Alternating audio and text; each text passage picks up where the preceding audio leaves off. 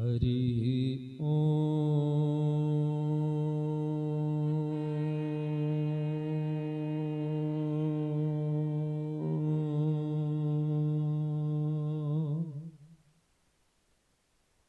हरि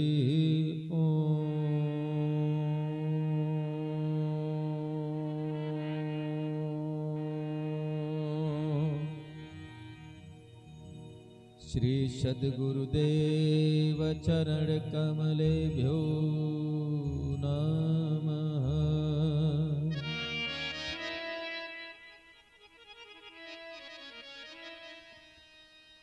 श्री हनुमद चरण कमलेभ्यो नमः।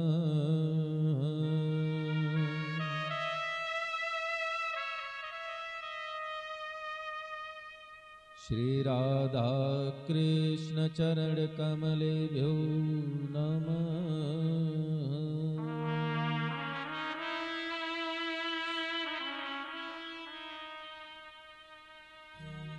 अखंड मंडलाकारं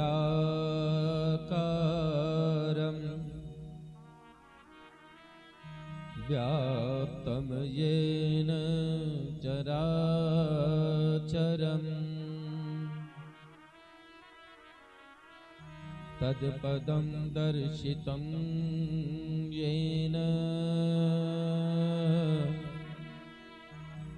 तस्मै श्री गुरुवे नमः।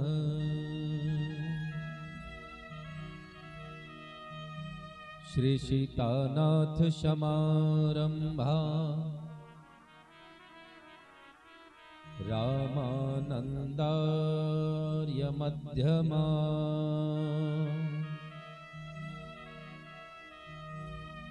अस्मदाचार्य पर्यन्तं वंदे गुरु परंपरा।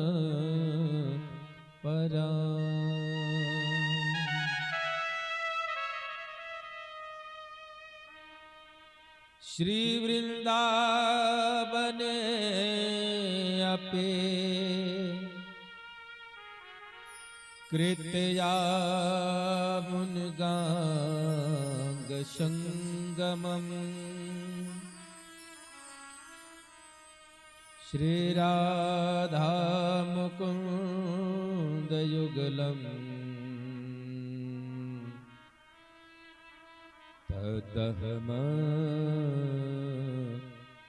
नमामि।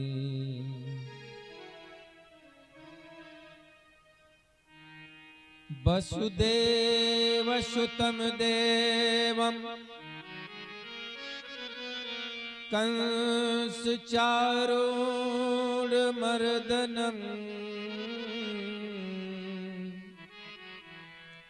देवकी परमानंदं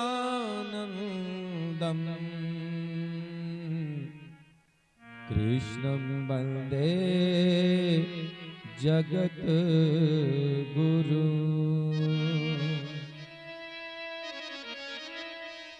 वाञ्छाकल्पतरुभ्यश्च कृपा सिन्धुभ्य एव च पतिनाम पावनेभ्यो वैष्णवेभ्यो नमो नमः। जय सुखदेव मुनीश्वर यदुपति दास अनन्य जयति वादरायण चरण करण मोहि जग धन।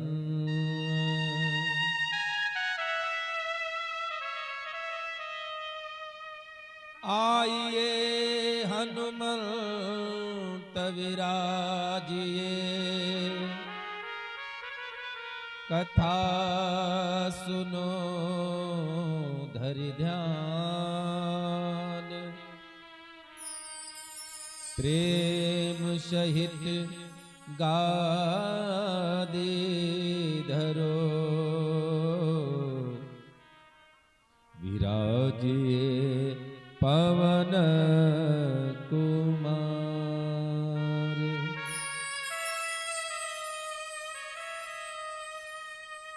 राधा तू बड़े भागिनी, कवन तपस्या कीन,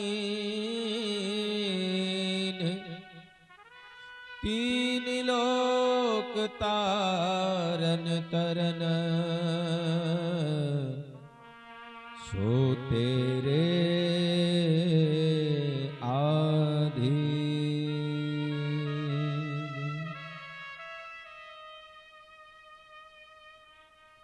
लेत सदा सुधि दीन की,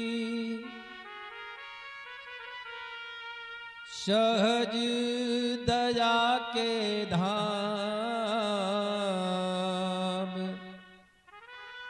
जननी जनक सुबोध के, प्रभु श्री राधे श्याम, प्रभु श्री राधे श्याम। श्री सद्गुरुदेव भगवान की जय हो। श्री राधा रानी सरकार की जय हो। बोलिए उमापति महादेव की जय हो। आइए बड़े भाव से सभी लोग दो बार भगवान नाम कीर्तन तत्पश्चात कथा करना।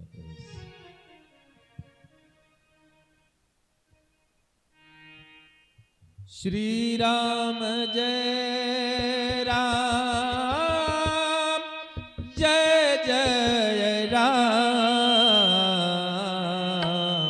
श्री राम जय राम, जय जय राम। श्री राम जय राम, जय जय राम।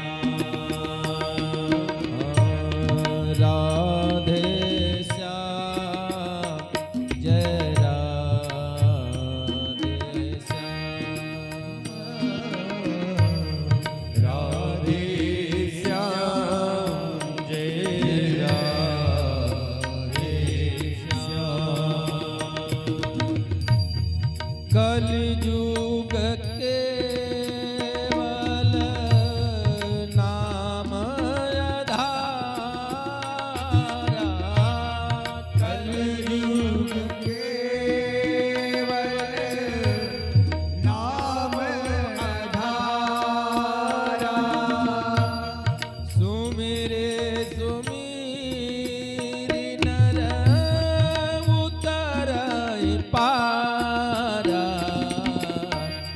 श्री राम जय राम, जय जय राम। श्री राम जय राम, जय जय राम। भव सागर चढ़ पार जो पावा, भव सागर चढ़ पार जो पावा। राम कथा ता कह ढीढ़ नावा। राम कथा कह ढीढ़ नावा। श्री राम जय राम, जय जय राम। श्री राम जय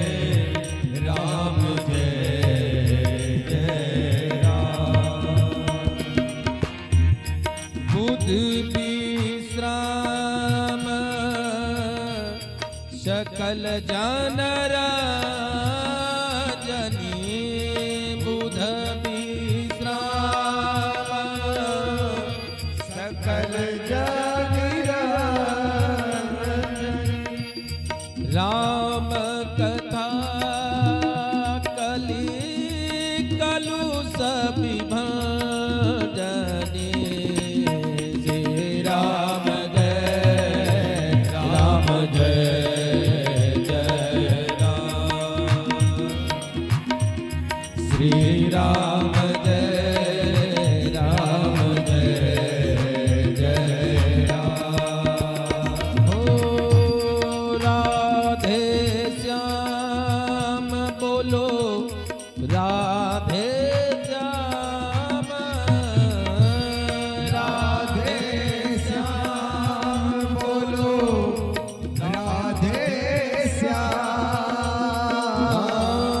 राधे श्याम बोलो राधे श्याम श्री राम जय जय राम श्री राम जय जय राम हाँ श्री राम जय जय राम श्री राम जय जय राम श्री राम जय राम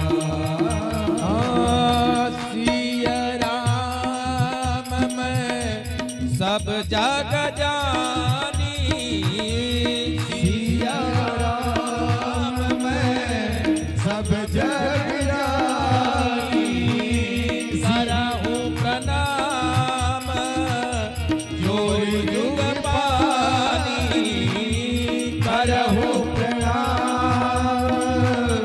जोर जुग पानी श्री राम जय जय राम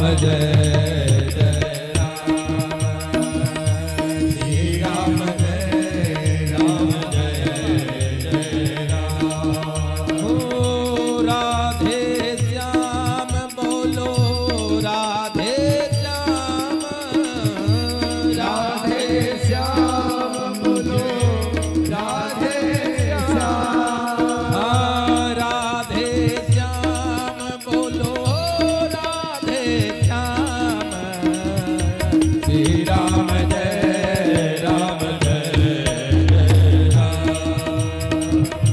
श्री राम जय राम श्री राम जय राम बोलो जय राम बोलो जय राम बोलो जय राम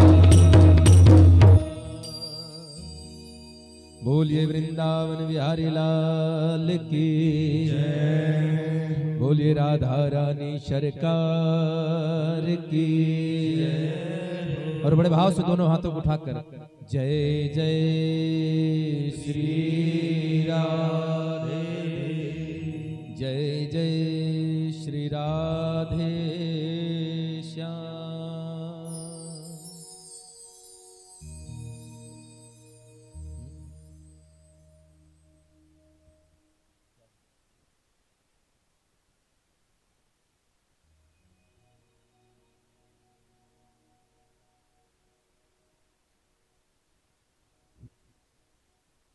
एक चौपाई हम लोगों ने गाई भव सागर चह पार जो पार। पहली चीज तो ये समझ लीजिए कि भव और सागर ये दोनों दो बातें हैं। ये संसार और समुद्र ये दोनों दो बात है बाबूजी। क्या दो बात है? समुद्र में जल भरा है और संसार में लोग भरे पड़े हैं, भगवान के द्वारा निर्मित जीव भरे पड़े हैं। तो गोस्वामी तुलसीदास जी ने संसार को समुद्र क्यों कहा? गोस्वामी जी ने आखिर कुछ तो बात होगी ना। क्यों कहा ये जगत जो है वो संसार है, भव सागर क्यों कहा इसको? इसलिए कहा कि समझने की बात। समुद्र देखा है आप लोगों ने? समुद्र जैसा दिखता है क्या वैसा होता है? समुद्र जैसा दिखता है क्या वास्तव में वैसा होता है? गुण में भी नहीं। समुद्र तट से 2-4 किलोमीटर अंदर चले जाइए तो समुद्र देखने में जितना शांत, अब इतना साफ दिखता है कि 10-20 मीटर 50 मीटर नीचे तक की जमीन एकदम साफ दिखती है, शीशे की तरह चमकता है। ऐसा लगता है कि इससे शुद्ध और सुंदर जल है ही नहीं। जल प्यास लगी हो तो देख करके मन होता है कि उठा करके पी लें, लेकिन क्या एक चम्मच भी जल पिया जा सकता है? नहीं पी सकते हैं, क्योंकि उसमें निरा नमक भरा पड़ा है। तो समुद्र देखने में तो हमको शांत दिखता है, लेकिन वास्तव में शांत होता नहीं है। समंदर शांत देखकर इस गलतफहमी में ना रहना। समंदर शांत देखकर ये गलतफहमी में मत रहना कि तूफान का डर अब नहीं है, कभी भी आ सकता है। देखने में शांत लेकिन अंदर से अशांत। रूप में जैसा है, गुण में उसके बिल्कुल भिन्न है, स्वाद में बिल्कुल भिन्न है। संसार भी बिल्कुल ऐसा ही है। जब यह जीव मां के गर्भ से जन्म लेकर धरती पर आता है तो उसको सुंदर मां की गोद मिलती है, तो उसको लगता है कि दुनिया सबसे अच्छी है, बड़ा सुंदर दिखता है। मां की गोद में है, चाचा की गोद में, ताऊ की गोद में। एक इच्छा भर करनी होती है। पिता अपनी सामर्थ्य से बढ़कर के हमारी इच्छाओं की पूर्ति करता है, लेकिन जैसे जैसे वही बेटा बड़ा होने लगता है, संसार में उलझने लगता है, संसार की गतिविधियों में लिप्त होने लगता है, तो उसको एहसास होता है कि वास्तव में संसार से ज्यादा दुख धरती पर कहीं और है ही नहीं सृष्टि में। बड़ा हुआ स्कूल गया, वहां का समस्या, और बड़ा हुआ कॉलेज गया, थोड़ा और बड़ा हुआ पति बन गया, शादी हो गई, अब बच्चों की समस्या, बुजुर्ग माता पिता की समस्या। तो यह संसार देखने में जितना सुंदर है, रिश्तेदारियां, माँ बाप, भाई बहन, पत्नी बेटा, देखने में तो बड़ा अच्छा लगता है, लेकिन वास्तविकता यही है कि हमारे दुख का कारण भी यही संसार है, यही माया है। मैं और मोर तोर तय माया, यही माया है, यही इंसान को दुख और सुख दोनों का अनुभूत कराता है।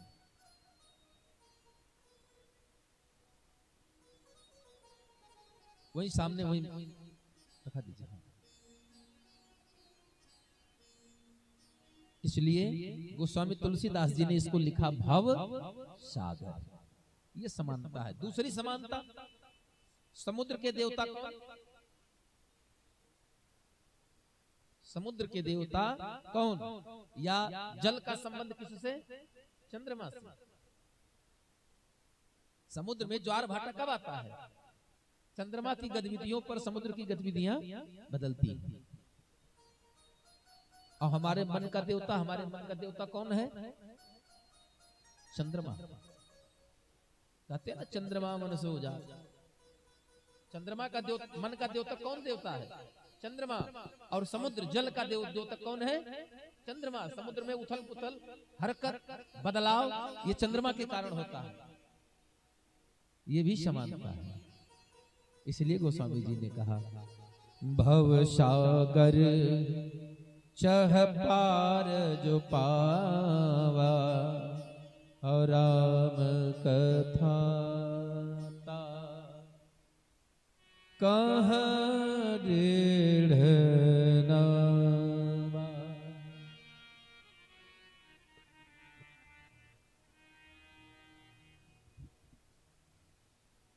ये संसार एक समुद्र है, और समुद्र के इस पार से उस पार जाना है, तो उसके लिए हमें एक जहाज की जरूरत पड़ती है, एक नाव की जरूरत पड़ती है। तो स्वामी जी से किसी ने पूछा कि भैया एक बात बताइए, इस समुद्र से उस पार जाने के लिए कौन से नाव बनाए हैं? लकड़ी की नाव तो चल नहीं पाएगी, क्योंकि लकड़ी की नाव को चलने के लिए जल की आवश्यकता होगी, और यहाँ जल नहीं है, यहाँ तो स्वयं माया बैठी हुई है। अब माया के ऊपर से ऐसी कौन सी नौका बनाई जाए जो जीव को इस पार से उस पार कर दे? तो गोस्वामी तुलसीदास ने कहा, राम नाम अवलंबन एको, इसका सहारा लीजिए, भगवान के नाम का। एक आधार राम गुण गाना, एक ही आधार है ना? आइए भगवान की कथा में प्रवेश पाएंगे। जीवन में जीवन की सार्थकता, जीवन में जीवन की सार्थकता तब है जब व्यक्ति के जीवन में सत्संग रहे। सत्संग का होना बहुत आवश्यक है, क्योंकि जीवन से अगर व्यथा दुख को भगाना है, अगर जीवन से व्यथा को दूर करना है, तो उसका सिर्फ एकमात्र साधन है, और वो है भगवान की कथा। बोले वृंदावन बिहारी लाल की राधे श्री राधे। हाँ बोलिएगा नहीं आप लोग, बिल्कुल मत बोलिएगा ना। अगर जिंदगी में खुश रहना है तो एक बात तो कहनी पड़ेगी, क्या? राधे राधे। हाँ जोर से बोलिए, आवाज नहीं आ रही है। हाँ नहीं, हम बहुत बार बुलवाएंगे, अगर एक बार में जोर से नहीं बोलेंगे तो। क्योंकि राधा रानी ऐसी हैं, कल मैंने बताया कि हमारे वैष्णव संप्रदाय में हम लोग श्री को क्यों पूजते हैं।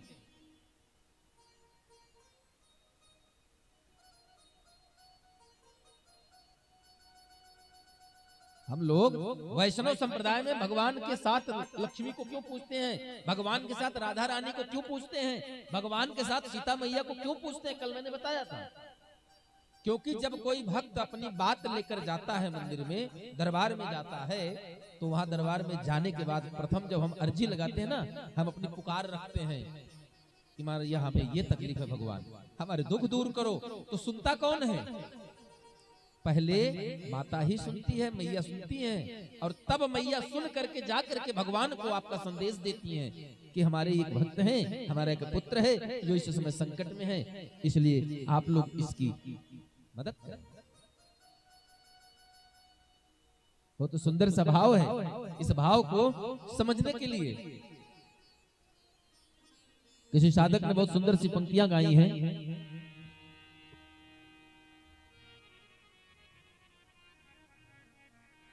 श्री रवि श्री रवि।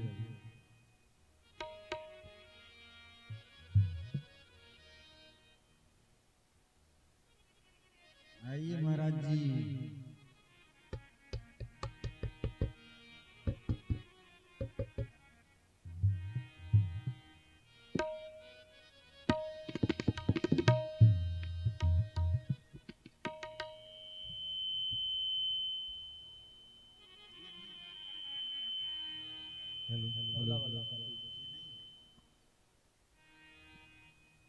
हाँ माइक बदल लीजिए, दूसरी माइक को तो बदल के भैया चाटी सही करिए।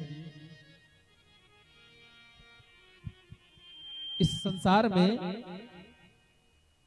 हम एक बात कहते हैं, सभी संत, सभी महात्मा, सभी विद्वत समाज यही कहता है कि क्या तू लेके आया था और क्या तू लेके जाएगा। लेकिन हमारे पूज्यपाद गुरुदेव भगवान कहते हैं कि भाग्य लेकर आया था और कर्म लेकर जाएगा। न खाली हाथ आए थे और न खाली हाथ।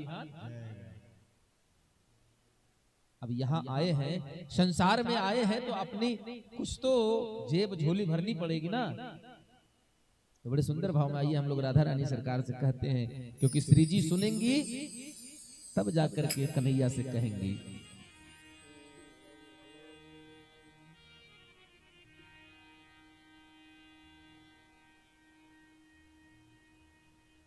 गम ने मारा है, गम ने सताया,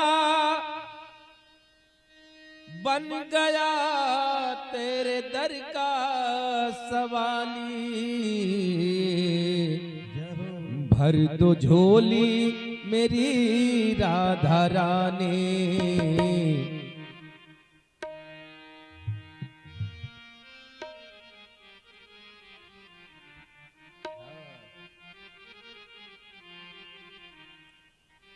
भर दो झोली मेरी राधा रानी।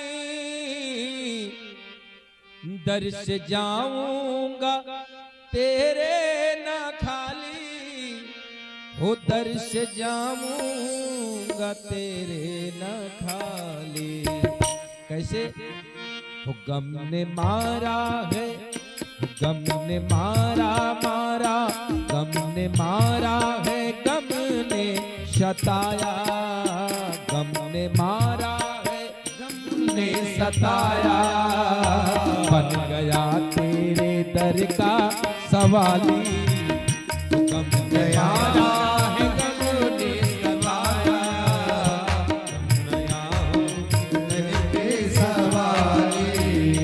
गम ने मारा है, गम ने सताया। बन गया तेरे दर का सवाली। गम ने मारा है, गम ने सताया, बन गया तेरे दर का सवाली। गम ने मारा है, गम ने सताया, बन गया तेरे दर का सवाली। बन गया तेरे दर का सवाली, बन गया तेरे दर का सवाली। ओ बन गया तेरे दर का सवाली। भर दो झोली, वो भर दो झोली झोली, भर दो झोली मेरी राधा रानी। घर से जाऊंगा तेरे ना खाली। भर दो झोली मेरी राधा रानी। घर से जाऊंगा तेरे ना खाली। बोले राधारमण सरकार की।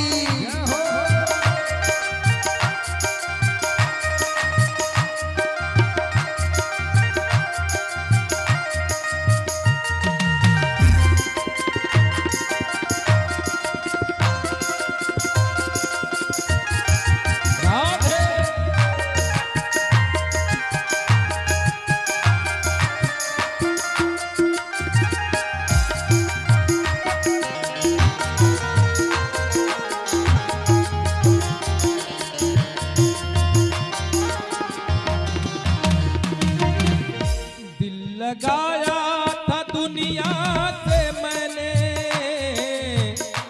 इस राधा रानी, दिल लगाया था दुनिया से मैंने। दिल को तोड़े ये जालिम जमाना, दिल को तोड़े जालिम जमाना, दिल को तोड़े जालिम जमाना। दिल को तोड़े ये जालिम जमाना। अब लिया है, लिया है, अब लिया है, लिया है, अब लिया है तुम्हारा सहारा। अब लिया है तुम्हारा सहारा।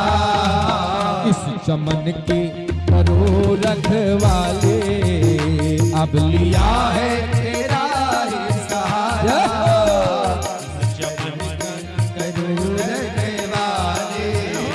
अब लिया है तुम्हारा सहारा। इस चमन की करो रखवाली। इस चमन की करो रखवाली। इस चमन की करो रखवाली। इस चमन की करो रखवाली। गम ने मारा है, वो गम ने मारा मारा है, गम ने मारा है, गम ने सताया। बन गया तेरे दर का सवाले। गम ने मारा है गम ने सताया, बन गया तेरी दर्द झोली मेरी राधा रानी, तुमसे जाऊंगा तेरे ना खाली।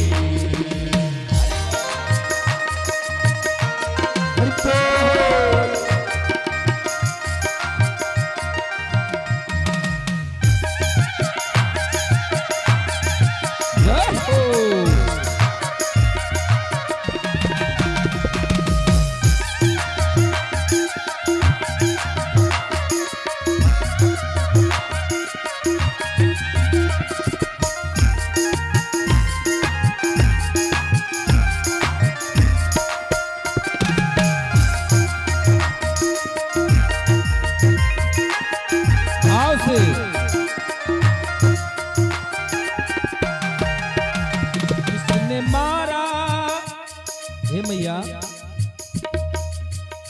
किसने मारा है किसने सताया, आगे गम ने भी हमको रुलाया, आगे गम ने ही हमको रुलाया, रुलाया आगे गम ने ही हमको रुलाया। किसने मारा है किसने सताया, आगे गम ने भी हमको रुलाया, आगे गम ने ही हमको रुलाया, आगे गम ने भी हमको रुलाया, हो आगे गम ने भी हमको रुलाया। दुख का सागर है, दुख का सागर ये सारा जमाना, दुख का सागर ये सारा जमाना, की मूरत है बरसाने वाली, सुख की मूरत है बरसाने वाली, दुख का सागर ये सारा जमाना, सुख की मूरत तू बरसाने वाली, सुख की मूरत तू बरसाने वाली, सुख की मूरत तू बरसाने वाली, हो सुख की मूरत तू बरसाने वाली। गम ने मारा है गम ने सताया, गम ने मारा है गम ने सताया, तरस जाऊंगा तेरे ना खाली, हर तो झोली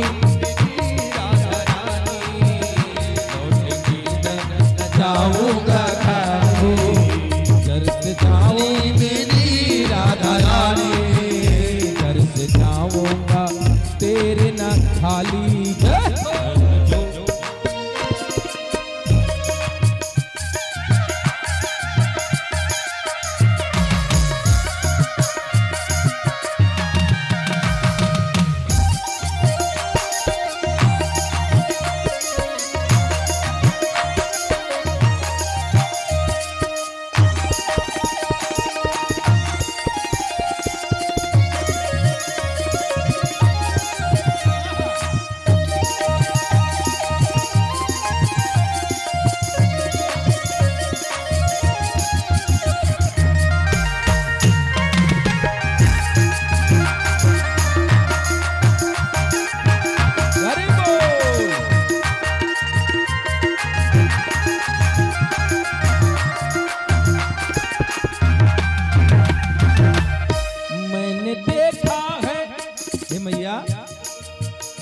मैंने इस जमाने में आ करके एक बात देखा, और क्या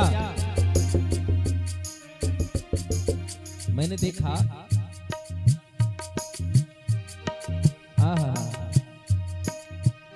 मैंने देखा ये जालिम जमाना, साथ देता न कोई किसी का, साथ देता न कोई किसी का, साथ देता न कोई किसी का।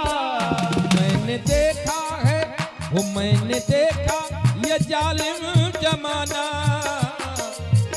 साथ देता न कोई किसी का, साथ देता न कोई किसी का, साथ देता न कोई किसी का, साथ देता न कोई किसी का।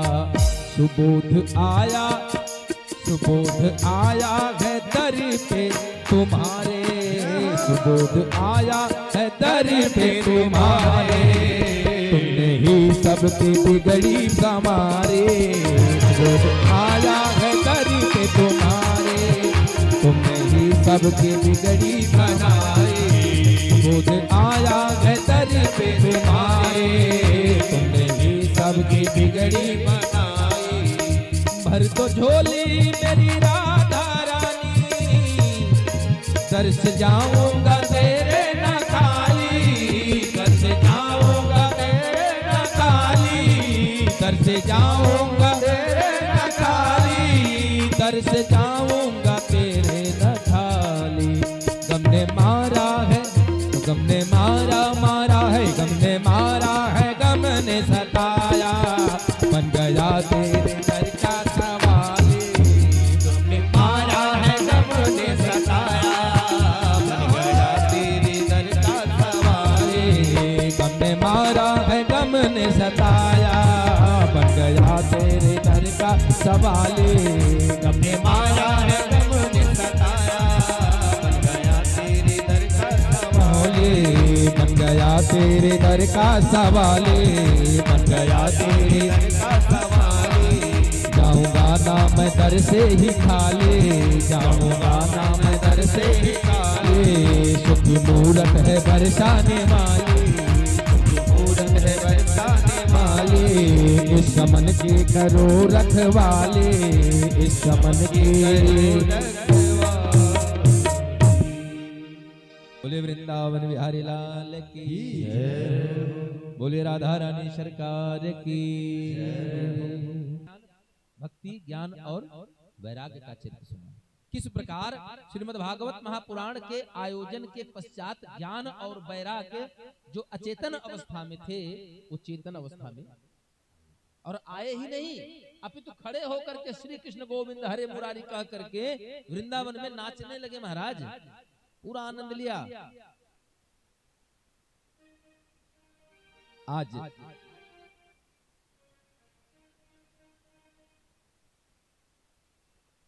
यहां भक्ति मैया ने पूछा, आखिर परीक्षित ने कलयुग को छोड़ा ही क्यों था? कल हम लोग चरित्र यही तो सुन रहे थे।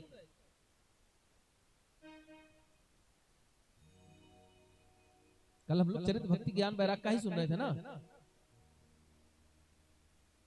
भक्ति मैया के पास जब नारद जी पहुंचे तो उन्होंने एक बात कही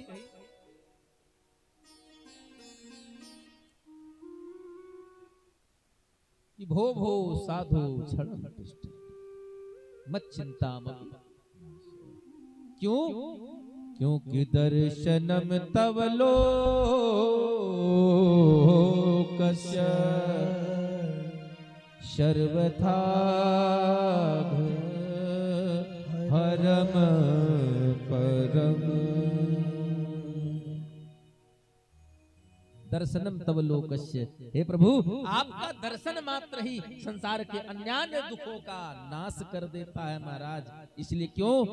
क्योंकि संत बिटप सरी तागिरी धरनी, संत बिटप सरी तागिरी धरनी, संत बिटप सरी तागिरी धरनी, संत बिटप सरी तागिरी धरनी, सरिता गिरि धरनी। परहित हेतु शबन कहे करनी, हित हेतु शबन कहे करनी, परहित शबन कहे। संत बिटप सरिता गिरि और धर। संत महात्मा बिटप वृक्ष। बचपन में अच्छा बताइए दोहा कितने लोग पढ़े हैं? वृक्ष कबहु नहीं फल भगे और न दे न संचनी, परमारथ के कारणे तब साधुन धरा शरीर। यहां भी वही बात कर रहे हैं। संत साधु महात्मा बिटप वृक्ष सरिता नदी दूर पहाड़ों से जल लेकर आती है और उसका एक बूंद जल भी खुद सेवन नहीं करती। गिरी पहाड़ पहाड़ हमारे वातावरण में वर्षा को लाने का प्रमुख कार्य करते हैं, लेकिन बेचारे वर्षा का एक बूंद जल खुद का सेवन नहीं करते। ऐसे धरती है, धरती मैया अपने ऊपर अग्नि जलवा लेती है, अपने सीने पर आग जलाते हैं हम उनके हीने सीने पर हल चलाते हैं महाराज, लेकिन कभी उन्होंने हमसे कोई शिकायत नहीं किया। क्यों? क्योंकि इनका जीवन ही है, इन्होंने अपने आप को समर्पित कर दिया है। किसको? परहित में, दूसरे के कल्याण के लिए।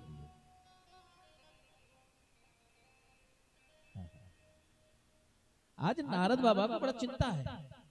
भक्ति मैया ने इनसे पूछा, एक प्रश्न कर दिया। क्या प्रश्न किया? हे बाबा, इस कलयुग में जब इतनी सारी बुराइयां थी कि कलयुग में लोग धर्म कर्म को भूल जाएंगे, नहीं मान नहीं मात पिता यरुदेवा साधुन शंकर वाई सेवा।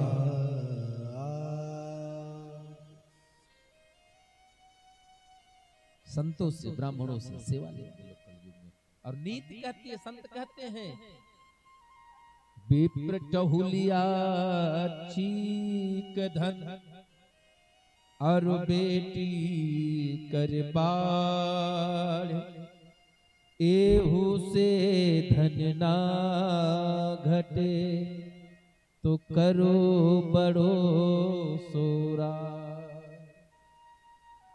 कलयुग में वही हो रहा है। लोग नौकरी पे ब्राह्मण को रख लेते हैं कि हमारे यहाँ गोबर फेंको, उसकी तो मजबूरी है, कर रहा है, लेकिन तुम्हारी मजबूरी बन रही है।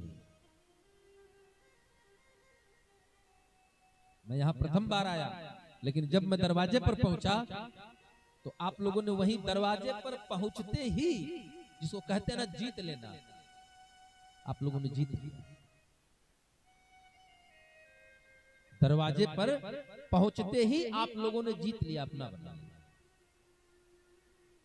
कोई भी मेहमान, कोई भी संत, कोई भी ब्राह्मण, कोई भी आने वाला आगंतुक आपसे और कुछ नहीं मांगता।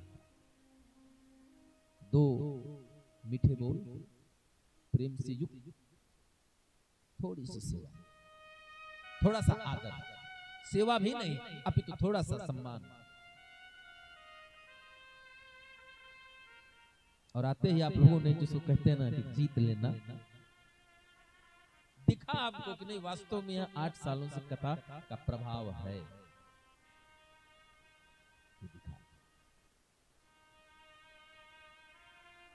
ये कामना है ठाकुर जी से इस व्यास मंच से इसी प्रकार आप लोगों की सद्बुद्धि और धर्म के प्रति आस्था बनी रहे।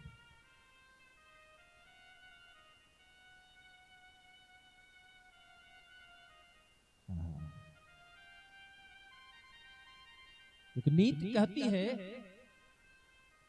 पदम पवित्रम यदि तीर्थ गमनम, हमारे शरीर का पैर पवित्र होता है तीर्थाटन करने से, तीर्थ यात्रा करने से हमारे शरीर का अंग पैर पवित्र होता है, हाथ पवित्र होता है सेवा करने से, जीवा पवित्र होती है राम नाम गाने से, धन पवित्र होता है दान करने से। तो ये तन मिला है, ये किसी और का ही दिया हुआ है, अपने लिए मत रखिए इसको, परमात्मा की सेवा में ही लगाइए। क्योंकि जिस दिन इस पिंजड़े से तोता निकल जाएगा ना महाराज, उस दिन इसकी कोई कीमत नहीं रह जाएगी। चाहे जितना तेल लगाओ, चाहे जितना परफ्यूम लगा लो, कोई मतलब नहीं बनता। 3.25 हाथ 3.5 हाथ की जमीन नसीब होती है मरने के बाद, यदि कुछ नहीं जाता है तो हमारा सिर्फ कर्म। हम जो करके चले गए, व्यक्ति यही कहता है, मर जाने के बाद भी कहता है, अरे भैया फलाने बड़ा अच्छा आदमी था, उनके दरवाजे में कोई भी गया होगा तो खाली हाथ नहीं आया, कुछ नहीं होगा तो बेचारे शरीर से खड़े रहे। और ऐसे भी लोग हैं मर जाने के बाद, अरे चलो अच्छा हुआ मर गए, कम से कम एक आफत हुई।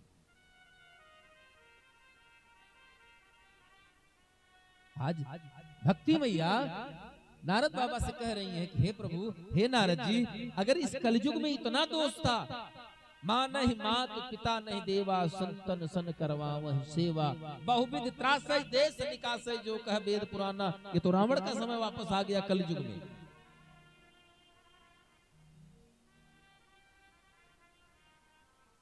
क्यों छोड़ दिया परीक्षित जी ने? जब इसका वध करने जा रहे थे, क्यों छोड़ा इसको?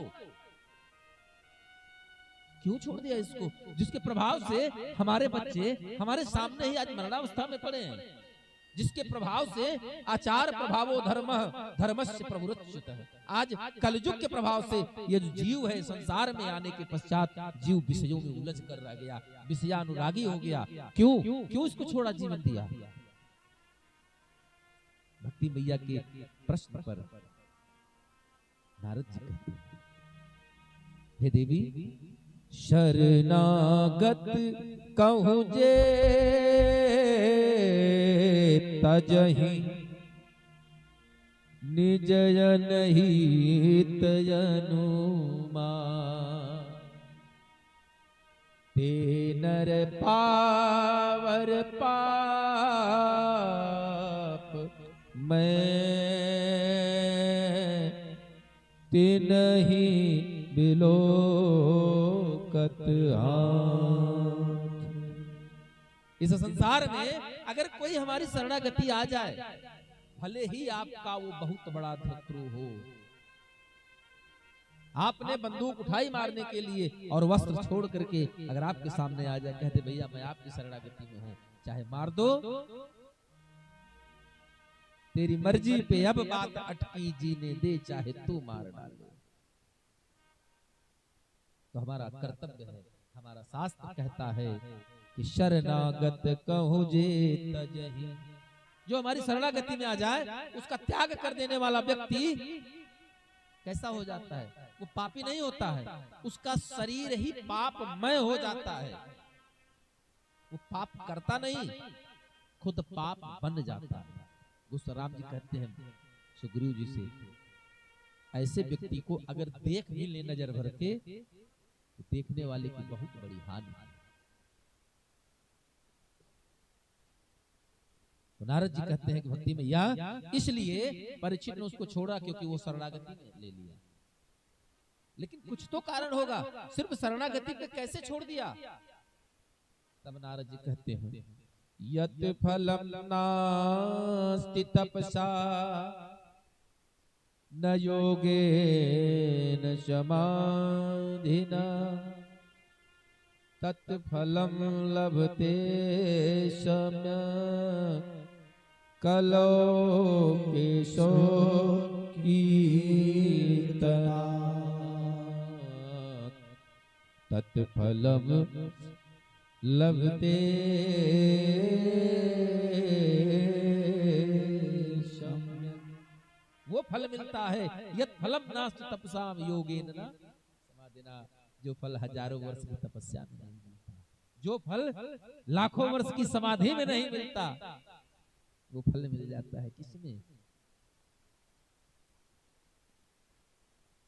भगवान का नाम मात्र लेने से।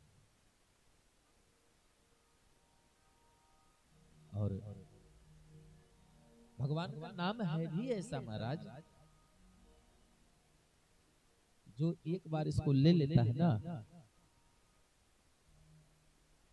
पहली चीज तो आता नहीं, और जब एक बार आ जाता है तो फिर जाता नहीं, क्योंकि सोई जानै जेहि दे जनाई, सोई जानै जेहि देव जनाई,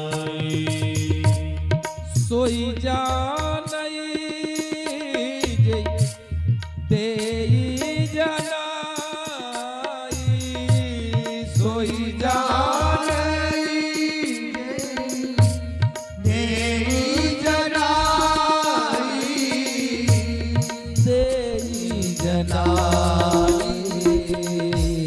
जानत तुम्हारी तुम्हारी होई जाई जानत तुम्हारी तुम्हें होई जाए। इसलिए कहिए भगवान से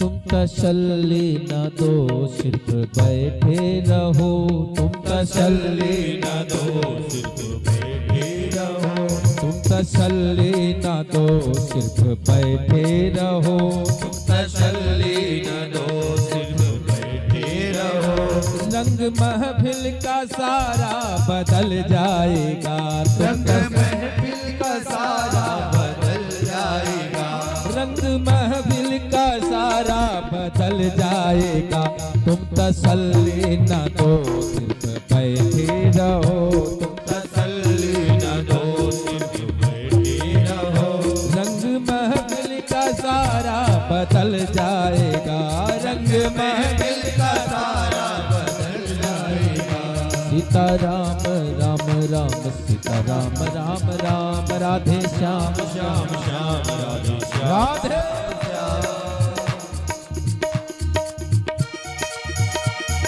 राधारमण लाल की जय हो।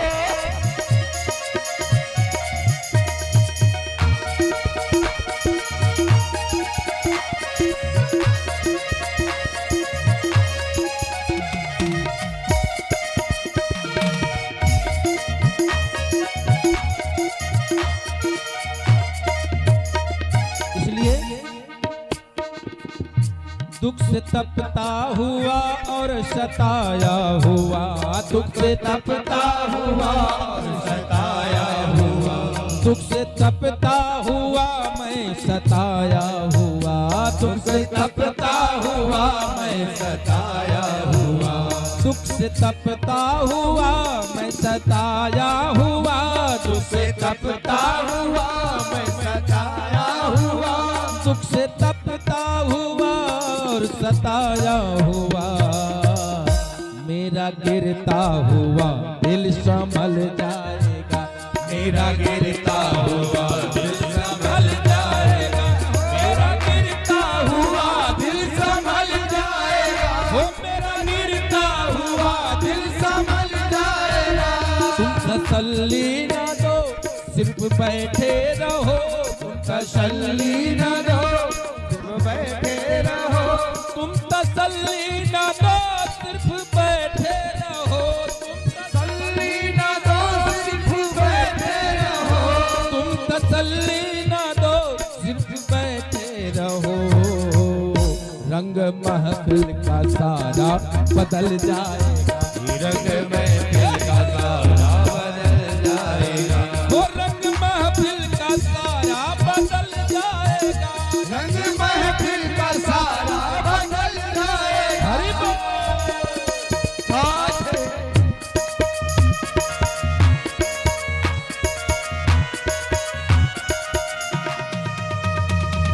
अनुज भैया आनंद नहीं आ रहा नहीं आ रहा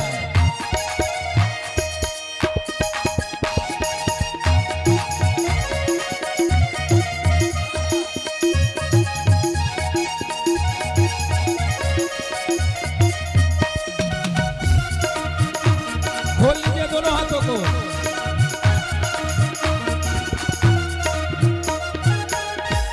जीव जीवन प्रभु ने भजन को दिया जीव जीवन प्रभु ने भजन को दिया जीव जीवन प्रभु ने भजन को दिया जीव जीवन प्रभु को भजन को दिया।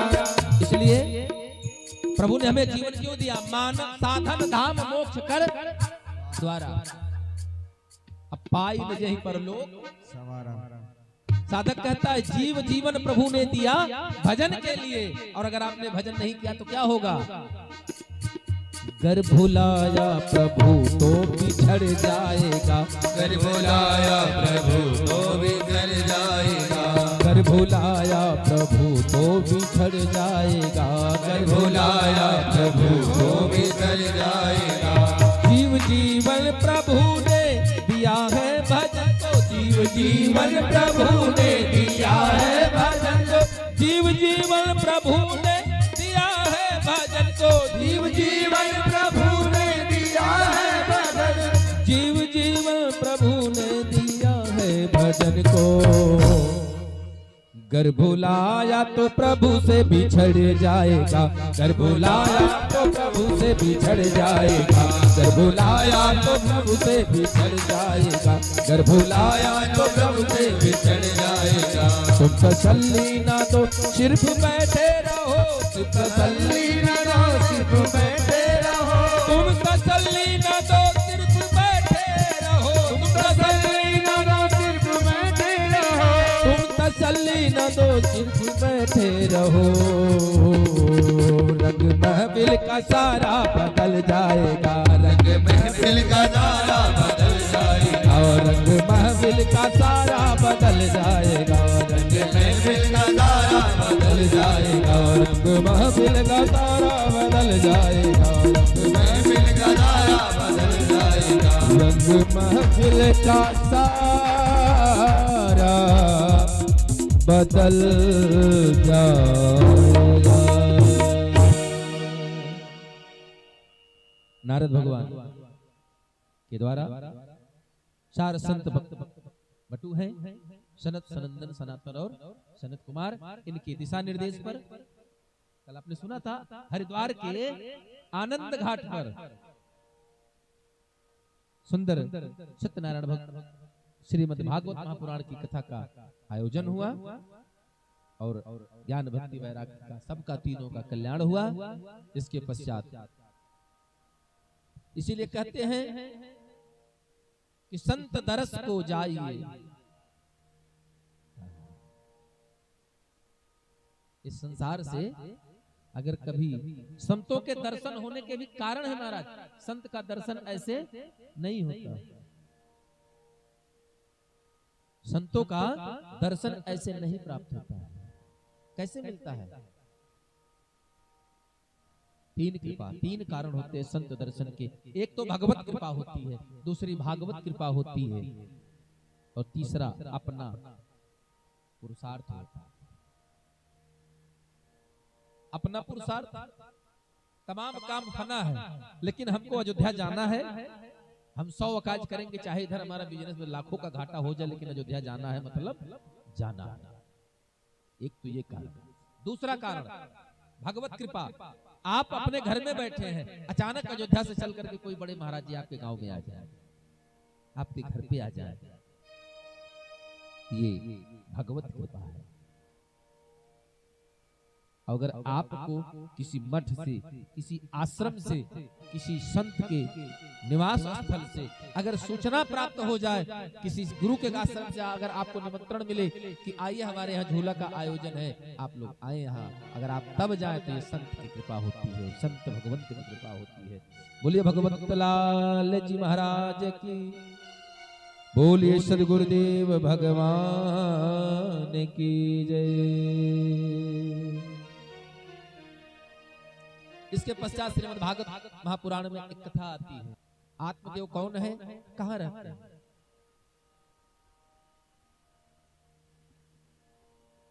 तुंगभद्रा तटे पूर्वम भूतपत्तनमोत्तमम् यद्वर्णा स्वधर्मेण सत्य शतकर्म तत्परा।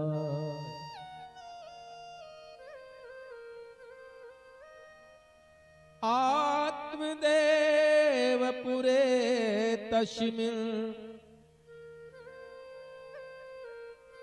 सर्ववेद विशारदः श्रोतस्माते सुनिष्णातो द्वितीयः इव भास्करः। श्रोत स्मार्ते सुनिष्णातो द्वितीय इव भास्कर। सूत जी कथा सुना रहे सब कार्तिक ऋषि कहे हैं महाराज, तुंगभद्रा नदी के तट पर एक सुंदर सा नगर है जिस नगर का नाम है कुंदनपुर, जहाँ चार वर्ण ब्राह्मण क्षत्रिय वैश्य शूद्र चारों वर्ण के निवासी निवास करते हैं, जो अपने अपने धर्मानुकूल कार्यों से कार्यरत हैं, जो अपने हमारा धर्म जैसे हमारा कार्य बताया है। ब्राह्मण के 6 कर्म में वेद पढ़ना, वेद पढ़ाना, यज्ञ करना, यज्ञ कराना, दान देना और दान लेना। ऐसे ही क्षत्रियों का अपना धार्मिक कार्य है, धर्म के अनुरूप। वैश्यों का अपना कार्य था, शूद्रों का अपना कार्य था। हमारे यहाँ कभी जातिगत व्यवस्था नहीं थी, हमारे यहाँ जो व्यवस्था थी वो वर्ण व्यवस्था थी। आज लोग दोष देते हैं मनुस्मृति को, लेकिन सोचिए मनुस्मृति में कहीं जाति की व्यवस्था नहीं थी। आत्मदेव एक ब्राह्मण है। आत्मदेव कौन है? आत्मदेव कौन हो सकता है? आप हो सकते हैं, आप हो सकते हैं, हम हो सकते हैं। क्यों? क्योंकि आत्म जानासि तस्य आत्मदेव, जो खुद को जान जाए वही आत्मदेव। और आत्मदेव की एक पत्नी है जिसका नाम है धुंधली। अभी ठंडी शुरू हो गई ना, थोड़े दिन बाद यहीं बैठेंगे, आगे सड़क पर नहीं दिखेगा। तो जथा नाम ने तथा गुण, नाम के अनुरूप गुण भी था। वो खुद संशय में पूरा जीवन उसका बीत गया और महाराज आत्मदेव को भी संशय में ही डाल दिया। एक दिन बहुत दुखी होकर के आत्मदेव आत्महत्या करने से नदी के वहां एक पहाड़ की चोटी पर खड़े हुए, और जैसे ही उन्होंने सोचा कि हम नदी में छलांग लगा दें, वैसे दूर से आ रहे एक संत भगवान ने देखा और दौड़ करके उनका हाथ पकड़ लिया। अरे महाराज विप्रवर, आप ज्ञानी लग तो रहे हैं, आप ज्ञानी, हमको आप ज्ञानी हैं, आप ध्यानी हैं, आप ऐसा संत आत्महत्या करने के बारे में सोच रहा है, आखिर क्या कारण हो सकता है? क्योंकि आप ये जानते हैं कि इस धरती का सबसे बड़ा पाप अगर कोई है तो वो है आत्मघात, अपने साथ घात करना। हमारे गुरुजी कहा करते हैं, बेटा अगर हमारे जीवन में दुख आए, इसको गांठ बांध लीजिए आप लोग, अगर जीवन में दुख आए तो अपने किस्मत को दोष मत दीजिए। आप अपने ठाकुर जी, अपने भगवान से प्रार्थना करिए कि हे प्रभु, जो भी दुख हमारे प्रारब्ध में जमा है उसको इसी जन्म में दे करके खत्म करिए। दुख आए तो समझिए कि हमारा पूर्व जन्म का पाप कट रहा है। दुखों से घबरा करके आत्महत्या कर लीजिए, पिछला तो बैलेंस हो गया, आगे नया तैयार हो गया। बच नहीं सकते हैं, क्योंकि प्रारब्ध तो पहले रचा पाछे रचा शरीर। व्यक्ति का शरीर जो है बाद में निर्मित होता है, प्रारब्ध पहले पूर्व का निर्धारित होता है। संत महात्मा ने पूछा, और आत्मदेव ने कहा, महाराज न पुत्रो ना पिवा पुत्री। हे प्रभु, मेरे पास ना पुत्र है ना ही पुत्री है, मेरी संतान हूं।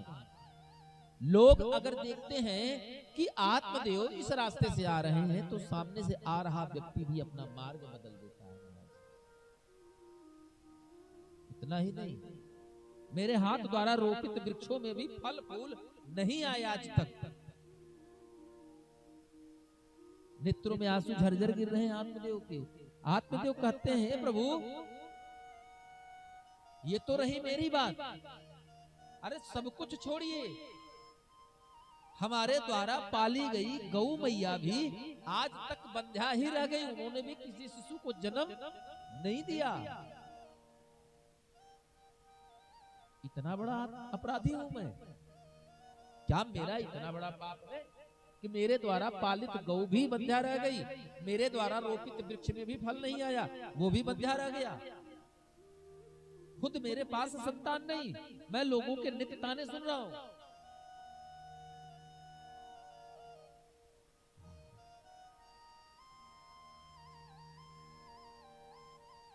तो महात्मा ने कहा कोई बात नहीं, आप व्यर्थ की चिंता कर रहे हैं। व्यक्ति के जीवन में वही मिलता है जैसा उसका प्रारंभ होता है। आत्मदेव ने कहा नहीं महाराज,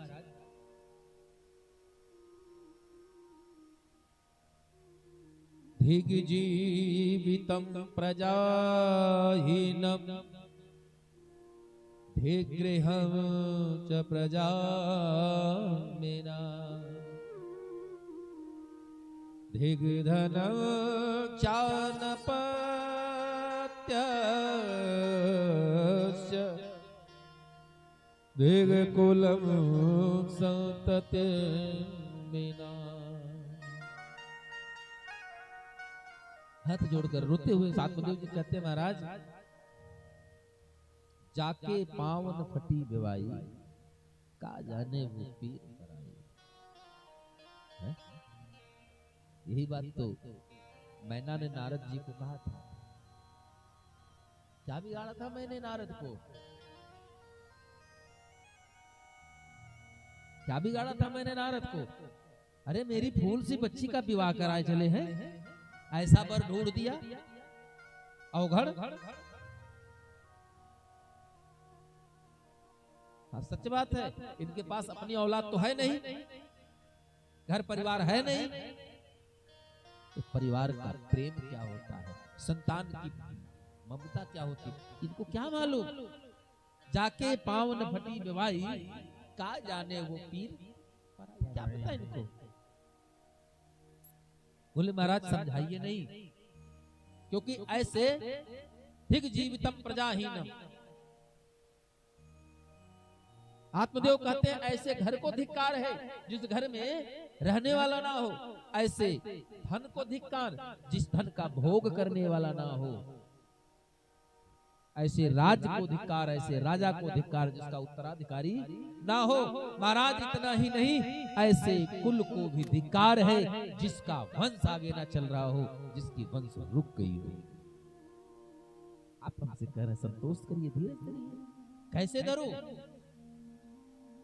जो लोग दिन में 10 बार प्रणाम करते थे, आज मेरा मुख नहीं देखना चाहते हैं। या तो आप मुझे संतान होने का आशीर्वाद दीजिए, अन्यथा मैं आपके सन्मुख ही आत्महत्या कर लूंगा। अब संत महात्मा बड़े बड़े चक्कर में,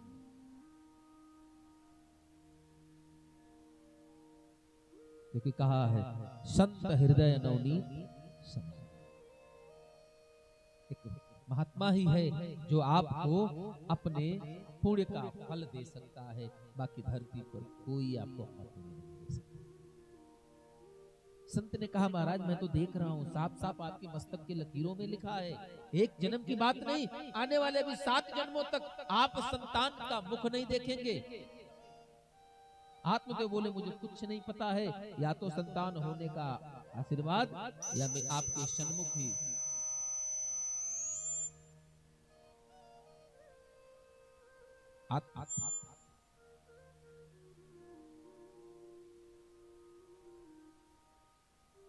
संत महात्मा कहते हैं प्रभु, आत्मदेव से कहते हैं कि हे विप्रवर, संतान होना जीव के सुखी होने का प्रमाण नहीं हो सकता। संतान ना हो तो एक दुख, संतान होकर मर जाए तो 2 दुख, होकर के अगर नालायक निकल जाए तो संस्कारी निकल जाए तो दुखों की कोई गिनती नहीं। संतते सगरो दुख वापांग पुरा तथा रेमुचा जकुटो बासा शरणा से सर्वथा सुखम। कहते हैं महाराज, संतान का होना सुख का सूचक नहीं हो सकता। महाराजा सगर अन्य शास्त्र इतिहासों की कथाएं सुनाई, जिनके संतानों के कारण उनको जीवन में हजारों हजार दुख झेलना पड़ा। लेकिन कहते हैं होई है सोए जो राम रच राखा, को कर तर्क बढ़ावहि साखा।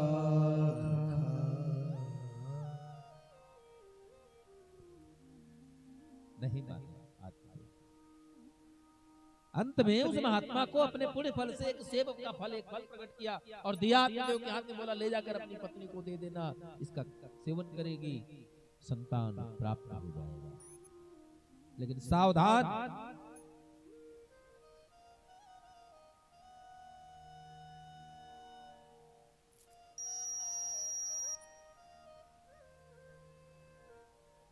अगर तुम्हारी पत्नी मेरे इन चेतावनी भरे शब्दों पर ध्यान देगी तो सुसंस्कारी पुत्र होगा, अन्यथा कुविचारी होने में संदेह नहीं है। क्यों? हुक्ता ये काम नसाए और धीरज काम बनाए। अगर व्यक्ति व्याकुलता में, जल्दबाजी में कोई कार्य करता है तो काम निश्चित रूप से खराब होता है, और अगर आराम से करता है, इत्मीनान से, तो अच्छा होता है, रिजल्ट अच्छा आता है। उन्होंने कहा कि अपनी पत्नी से कह देना कि 1 वर्ष तक जमीन पर सोए, एक मीटिंग भोजन करे, संध्या वंदन करे, भगवान का भजन कीर्तन करती रहे। लेकिन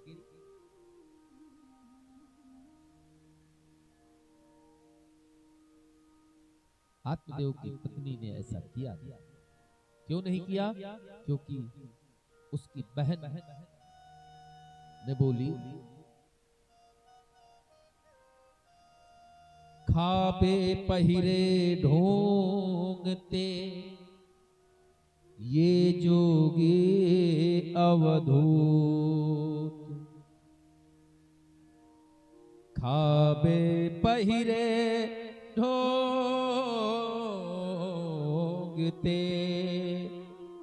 ये जोगी अवधूत, अरे बहिनी कहूँ फलन ते हो त्यो देखो पूत। अरे महाराज, अरे बहिनी, कहाँ चिंता में पड़ी हो? पहली बात तो बंध्या औरत के जीवन में सुख ही सुख है। क्या सुख है? एक तो जब कोई स्त्री मां बनती है तो उसके शरीर की सुंदरता कहीं ना कहीं प्रभावित होती है। अब वो समझा रही है कि तुम संतान को जन्म दोगी, तुम्हारे शरीर की सुडौलता बिगड़ जाएगी, सुंदरता खराब हो जाएगी। दूसरा, प्रसव के समय 9 महीना जब गर्भ होगा तो गर्भ के समय तुम्हें तमाम दिक्कत होगी, और जिस समय तुम संतान को जन्म दोगी उस समय कम से कम हजारों हजार बिच्छुओं के डंक की पीड़ा होती है, वो पीड़ा झेलनी पड़ेगी। अरे तुमको नहीं पता, मैंने तो सुना है कि संतान को जन्म देते कितनी माएं मर जाती हैं। अब तुम कहां इन बाबा फकीरों के चक्कर में पड़ी हो? ये तो रंगा कर घूम रहे हैं, इनके पास और कोई कार्य नहीं है। कहीं फल खाने से बच्चा पैदा होता है? अरे अगर फल खाने से बच्चा पैदा होता है तो तुम्हारे दरवाजे पर जो बधी गाय है वो भी तो बंधा है, उसी को खिला दो, और मेरा पुत्र जब पैदा होगा तो मैं तुम्हें दे दूंगी, अपने पति को बता देना। आज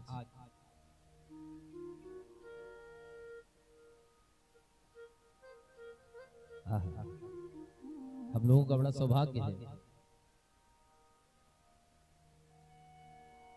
बोलिए हमारे बीच में एक संत महात्मा का आगमन हुआ है। कौन सा स्थान है आपके? ब्रह्मचारी बाबा का स्थान से ना, आप वहीं से आए हैं?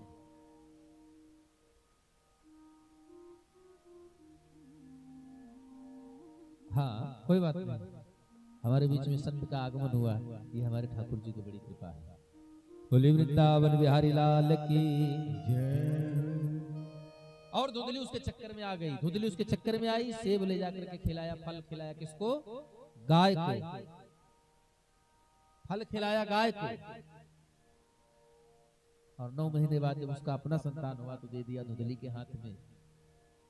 और गाय के भी पेट से बच्चा जना, जिसके बड़े बड़े कान हैं, जिसका नाम रखा आत्मदेव जी ने गौकर्ण।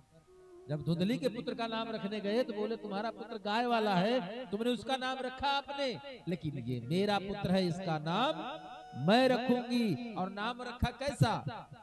धुंधकारी।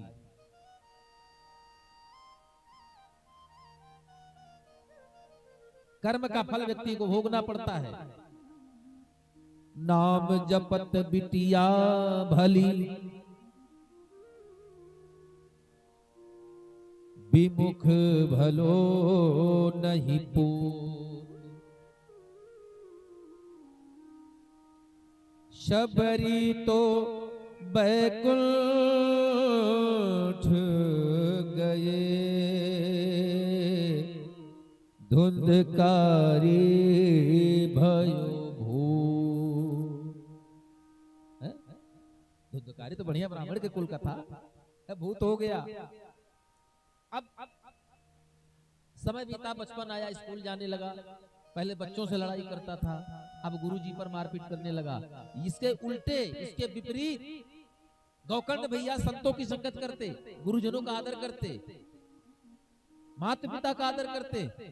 रात काल उनके रघुनाथा, मात पिता गुरु ना वही माथा। पहले हम लोग पढ़ते थे, तुम लोगों को पढ़ाया गया था, कराग्रे बस्ते लक्ष्मी कर मध्य सरस्वती कर मूले स्थितो ब्रह्मा प्रभाते कर दर्शनम। अब बदल गया, सो के उठे, पहले मोबाइल, उसके बाद छूटे तो अखबार, और वहां से छूटे तो कप दर्शनम, प्रभाते कप दर्शनम। धुंधकारी विचारी हो गया, क्यों? क्योंकि उसकी मां ने संत की चेतावनी को नजरअंदाज कर दिया, उनकी बातों पर ध्यान नहीं दिया। धीरे धीरे बड़ा हुआ, कुसंगत में पड़ा, जुआ खेलने लगा, मदिरा का पान करने लगा। ब्राह्मण व्यक्ति इतना धन होता नहीं था। एक बार माता के कंठहार पर उसकी नजर गई, और जुआ खेलने के लिए धन की आवश्यकता थी। उसने क्या किया? माता के कंठहार को छीनना चाहा, मैया ने रोक दिया। उसने अपने मां पर हाथ उठा दिया, जिससे आहत होकर के वही धुंधली जो एक समय था कि धुंधकारी के हर गलत कार्य पर पर्दा डालकर अपने पिता से छुपा लेती थी, अपने पति से, आज वही धुंधकारी उसकी हत्या करने पर तुल गया। और जब दुखी हो गई तो उसने क्या किया? कुएं में, आंगन में कुआं था, कुएं में कूद करके अपनी जान दे दिया। कालांतर में आत्मदेव ने धन के लिए अपने पिता पर भी हाथ उठाने का प्रयास किया। आत्मदेव को उस दिन बहुत दुख हुआ, उस दिन याद आया, ठीक वैसे ही जैसे माता सती को याद आया था।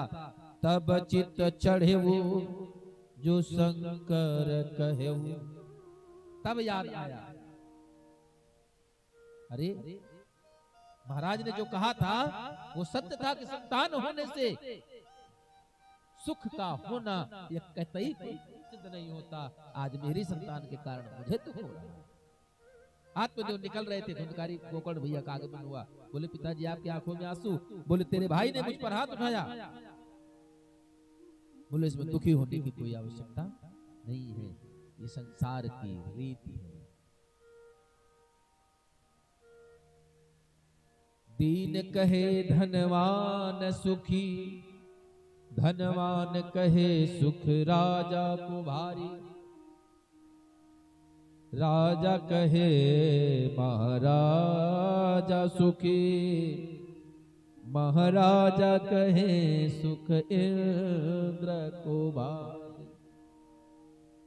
लेकिन इस संसार में सुखी, सचमुच सुखी कौन है?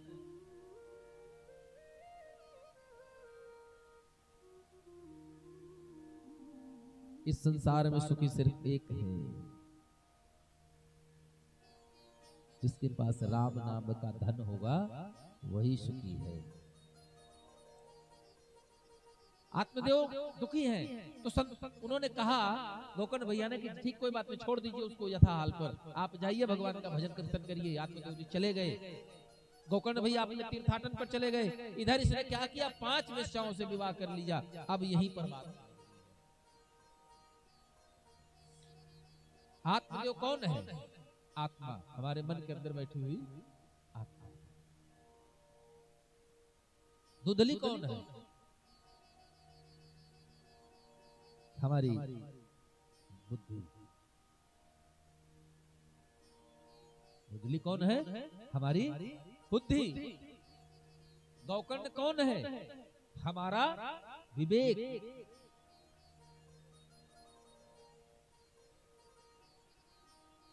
जब बुद्धि कुलसित हो जाती है, कब बुद्धि कुलसित होती है? जब व्यक्ति विवेकहीन हो जाता है, जब विवेक साथ छोड़ देता है तो व्यक्ति बुद्धिहीन पथभ्रष्ट हो जाता है। और जब व्यक्ति पथभ्रष्ट हो जाता है तो उसका हृदय भी उससे बात करना बंद कर देता है।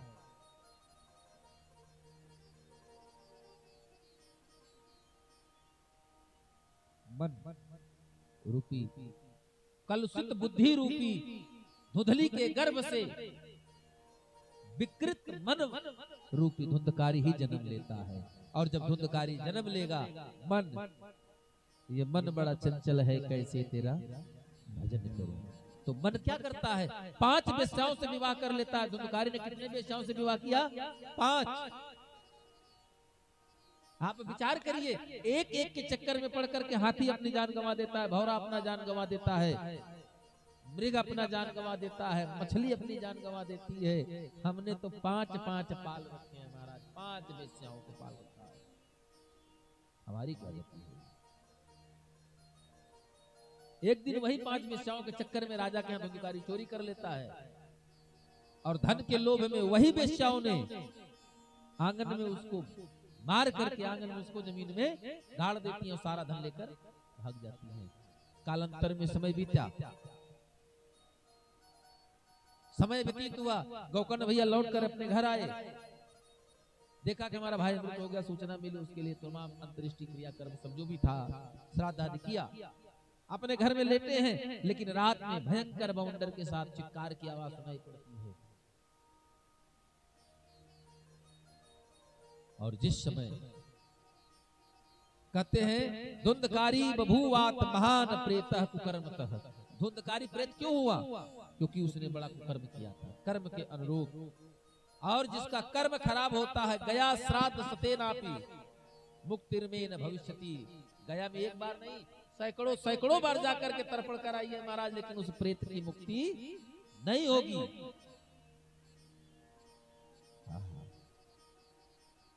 तब अपने कमंडल से जल लेकर ब्रह्म गायत्री का पाठ करके एक दिशा में जल छिड़क देते हैं और आदेशित कर दिया कि तुम जो कोई हो एक जगह स्थिर होकर के हमसे वार्ता करो। और तब धुंधकारी एक जगह रुका और एक जगह स्थित होकर के बात करता है और कहता है, अहम भ्राता त्वदीयो धुंधकारी तिनामित हे भैया मुझे नहीं पहचाना? अरे मैं तुम्हारा भाई धुंधकारी हूं। तुम प्रेत कैसे बने? बोला मैं प्रेत योनि में इसलिए पड़ गया कि मैंने अपने कर्म के कारण अपने अंदर, अपने आत्मा के अंदर से ब्रह्म तत्व का नाश कर दिया। और जब व्यक्ति ब्रह्महीन हो जाता है तो वो चला जाता है कहाँ? प्रेत योनि में। इसलिए यहाँ बहुत दुख है भैया, मुझे मेरी मुक्ति के लिए कोई उपाय करिए। यह सुन करके धुंधकारी भैया सूर्य भगवान के उपासक हैं, उन्होंने सूर्य भगवान की उपासना किया और सूर्य भगवान की उपासना करने के पश्चात सूर्य भगवान ने उनसे श्रीमद् भागवत महापुराण की कथा करने का निवेदन किया। समय आने पर सूर्य भगवान के आदेश पर धुंधकारी भैया ने यज्ञ का आयोजन किया। सुंदर एक 7 गांठ की बांस पर प्रेत को स्थापित कर लिया गया और ये 7 गांठ के जो 7 गांठ का बांस है उसी बांस पर प्रेत को ला करके बिठाया गया। बांस की 7 गांठें जो है एक एक करके प्रतिदिन कथा के पश्चात प्रतिदिन फटती चली गई और फटते फटते एक दिन ऐसा आया कि प्रेत का 7वें दिवस की कथा के पश्चात उद्धार हो गया। बोलिए श्री वृंदावन बिहारी लाल की जय। जय श्री राधे, जय जय श्री राधे। आया है सो जाएगा राजा रंग फकीर, कोई सिंहासन चढ़ चला कोई बधा। जिनके महलों में जलते थे हजारों रंग के फानूस, जिनके महलों में जलते थे हजारों रंग के फानूस, घास उनकी कब्र पर है और निशा कुछ भी नहीं है। इसलिए तेल चमेली चंदन साबुन तुम चाहे लगा लो सेंट, जगत में कोई न परमान, जगत में कोई न परमान, जगत में कोई न परमान। हो तेल चमेली चंदन साबुन, तेल चमेली चंदन साबुन चाहे लगा लो सेंट, जगत में कोई न परमान, जगत में कोई न परमान, जगत में कोई न परमान। राधे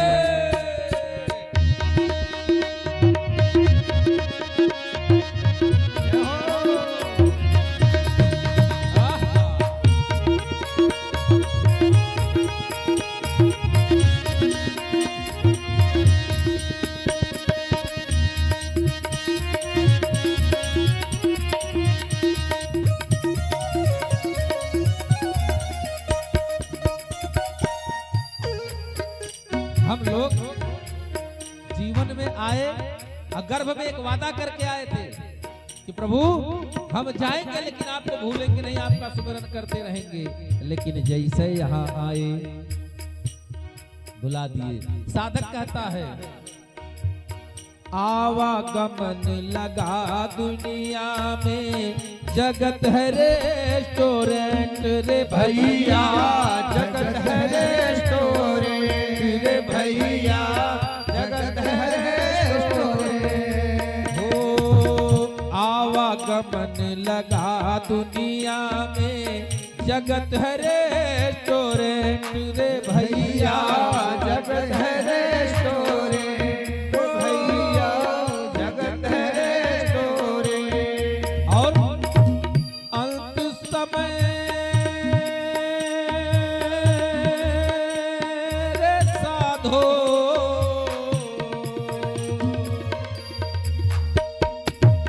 अंत समय में उड़ जाएंगे, अंत समय में उड़ जाएंगे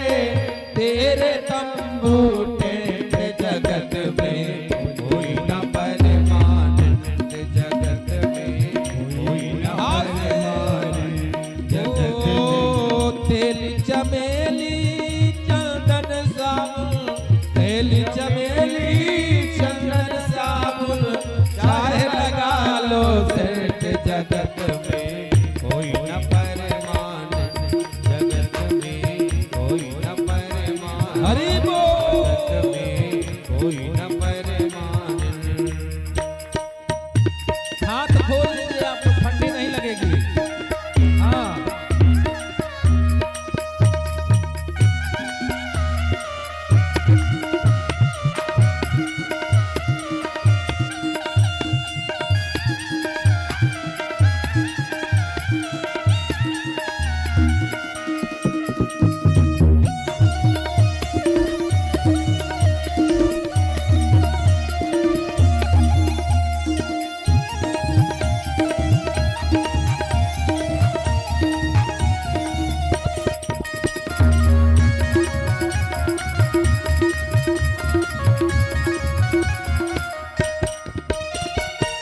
हरिद्वार चाहे काशी मथुरा, घूमो दिल्ली कैंट रे भैया, घूमो दिल्ली कैंट रे भैया, घूमो दिल्ली कैंट। हो हरिद्वार चाहे काशी मथुरा, घूमो दिल्ली कैंट रे भैया, घूमो दिल्ली कैंट भैया, घूमो दिल्ली कैंट। मन में नाम, मन में नाम, मन में नाम, मन में नाम हरि का राखो, मन में नाम हरि का राखो। धोती पहिरो पैंट जगत में कोई न परमानंद, जगत में कोई न परमानंद, जगत में कोई न परमानंद।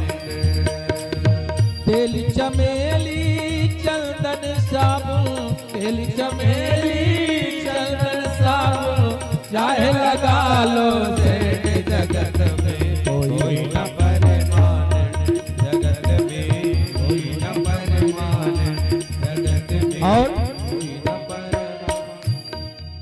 इस दुनिया में आज चाहे हम रहें,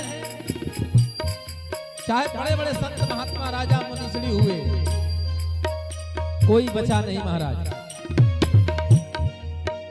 हो राष्ट्रपति या जर्नल कर्नल, चाहे लेफ्टिनेंट रे भैया, चाहे लेफ्टिनेंट, हो चाहे लेफ्टिनेंट रे भैया, चाहे लेफ्टिनेंट। क्यों? काल सभी को खा जाएगा, काल सभी को खा जाएगा, काल सभी को खा जाएगा। लेडीज हो या जेंट्स, जगत में कोई न परमानंद, जगत में कोई न परमानंद।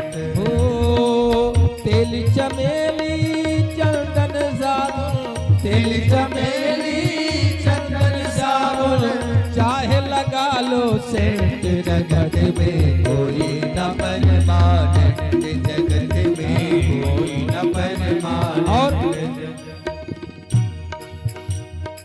साधु संत की संगत कर लो, ये सच्ची गवर्नमेंट रे भैया, ये सच्ची गवर्नमेंट रे भैया, ये सच्ची गवर्नमेंट। हो साधु संत की संगत कर लो, ये सच्ची गवर्नमेंट रे भैया, ये सच्ची गवर्नमेंट रे भैया, ये सच्ची गवर्नमेंट। कहे लाल सिंह इस दफ्तर से, हो कहे लाल सिंह इस दफ्तर से, कहे लाल सिंह इस दफ्तर से, मत होना अपसे जगत में कोई न परमानंद, जगत में कोई न परमानंद, जगत में कोई न परमानंद। जगत में कोई न परमानंद, जगत में कोई न परमानंद। इसलिए क्या करें? सीता राम राम राम, राजा राम राम राम, बोलो राम राम राम। बोलो राम